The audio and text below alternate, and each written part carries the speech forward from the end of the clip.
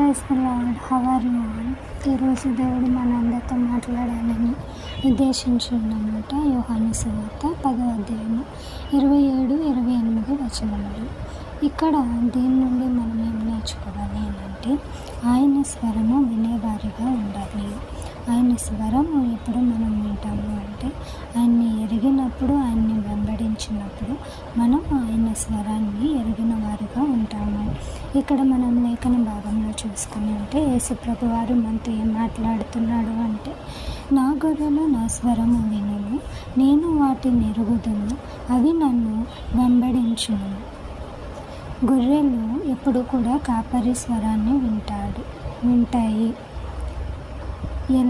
ఎప్పుడు వినగలుగుతాయి అవి అంటే, ఆ గొర్రెలు కాపరితో సహవాసం కలిగి ఉన్నప్పుడు, అంటే కాపరి ఉన్న చోటే ఉన్నప్పుడు, కాపరితోనే ఉన్నప్పుడు, కాపరి ఎటు వెళ్తే అవి కూడా కాపరిని వెంబడించి వెళ్ళినప్పుడు అవి కాపరి యొక్క స్వరాన్ని వినగలుగుతాయి. అలాగే యేసు ప్రభు వారి గొర్రెలమైన మనము, దేవుని బిడ్డలమైన మనము ఆయన స్వరాన్ని ఎప్పుడు వినగలుగుతాము, ఎప్పుడు ఆయన్ని వెంబడించగలుగుతాము అంటే, ఆయన కొరకు బ్రతికినప్పుడు, ఆయన మనలో నివసించినప్పుడు. అప్పుడు మనం ఏం పొందుకుంటాము అంటే, నేను వాటికి నిత్య జీవము నిచ్చుచున్నాను కనుక అవి ఎన్నటికీ నశింపవు. ఆయన మనకి నిత్య జీవము ఇచ్చాడు. ఎప్పుడు ఆయన్ని మనము వెంబడించినప్పుడు మనం ఇంకా ఎప్పటికీ కూడా నశించిపోము. ఎవడును వాటిని నా చేతిలో నుండి అపహరింపడు.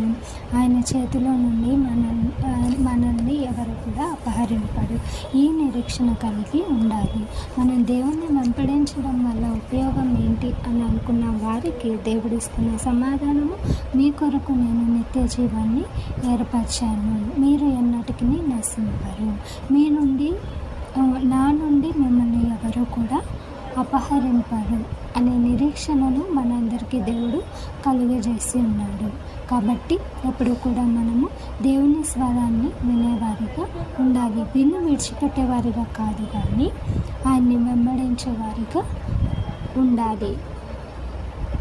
గొర్రెలు ఎప్పుడు కాపరిని వెంబడిస్తాయి, అలాగే దేవుని బిడ్డలమైన మనం ఎప్పుడు యేసు ప్రభువుని వెంబడించి నడవాలి. Praise the lord.